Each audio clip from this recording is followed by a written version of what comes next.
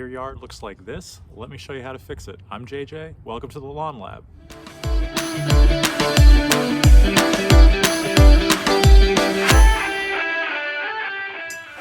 So I'm starting this series because it's springtime, you're getting out into the yard, and you might not like what you see. Some of you may have just moved into a house. This might be your first season where you actually want to address your yard.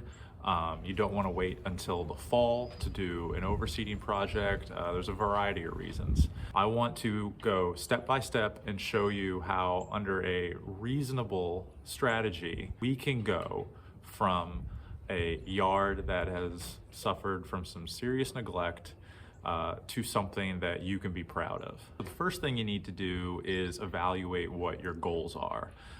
Do you just want something green? Do you just want something that you can enjoy, kick the soccer ball around outside? If you want something that looks like Wrigley Field, you're going to have to be realistic about matching how much time and effort that those groundskeepers put into Wrigley Field. I fully believe that given enough time and energy and of course money, we can get this yard looking like Wrigley Field. But that's not going to be a reality for us this season. If we take a look over my shoulder here, we don't really have a lot of good topsoil to work with. There's been a lot of erosion, we have a lot of moss. That's indicating to me that we have a low pH. We're gonna have to put some effort in to get this going where we need to be. If you're not looking to spend a lot of time in your yard, you may want to hire a lawn service, like myself, or you're willing to put more time and effort into it and you're ready to take responsibility for what you have growing around your house. I think that's great, but you need to really line up how much effort you want to spend. Second part of your evaluation is going to be what grass grows well in your region.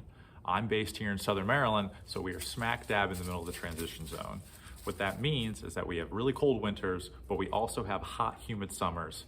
Everything grows here, but nothing thrives here. You can make an argument for any type of grass, perennial rye, Kentucky bluegrass, turf type tall fescue. You can go warm season with Bermuda or zoysia, but I will say that for the majority of the people in Southern Maryland, where I'm based, you're going to be most successful with a turf type tall fescue blend with maybe some Kentucky bluegrass or perennial rye in there.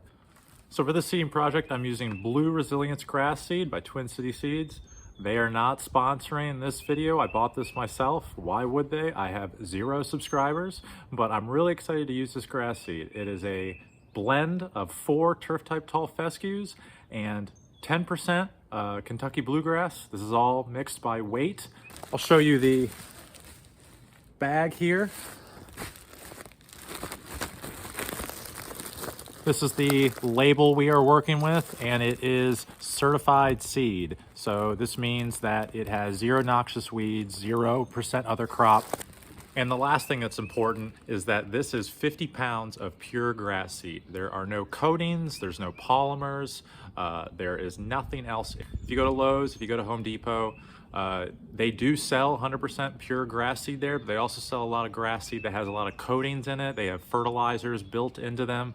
And if you go back and you look on the package at the weight and the contents, you'll see that you're paying for more than just grass seed. You want to spend your money on grass seed.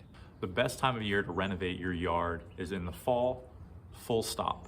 We are going to be doing a spring renovation because I want to show you what results you can get following my guide or letting me do it for you.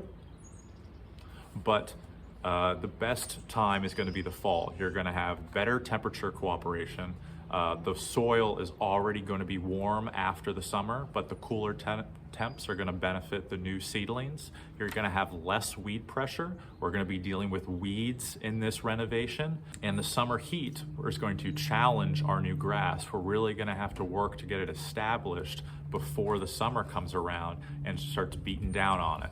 I think we'll probably have to go over some spots in the fall after we seed this grass, but it's a lot easier mentally for a homeowner to see new grass coming up and to manage that and to kind of get a little bit more motivation when they see something green growing rather than having to wait through weeds and bare spots and crabgrass coming up all spring and summer. So we're here at this year's project lawn. Let's start measuring this out. Number one, we need to know our square footage. And number two, we need to see how much product, how much seed, how much fertilizer we're going to need. You definitely don't want to over fertilize your yard, especially living in Maryland. Step one, rectangles are your friend. Try to measure in straight lines as much as possible. Two, take normal size steps.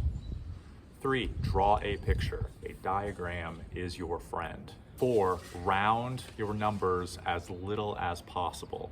But remember, each step you take is going to end up being multiplied by 3 because we work in feet, not yards. And we're trying to figure out how many thousands of square feet we're working with here today.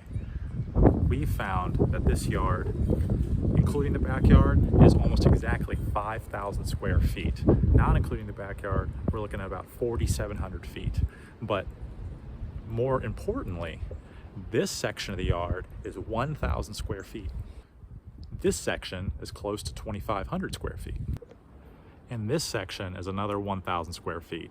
All in all, after measuring, we're looking at about 4,700 square feet. So I'm really excited to get working. We're gonna get some seed down, and this yard is gonna be looking great in just a few weeks. Thank you all for watching. I'm JJ with the Lawn Lab Turf Management based out of Southern Maryland, and I'll have more content for you about growing grass in the transition zone very soon.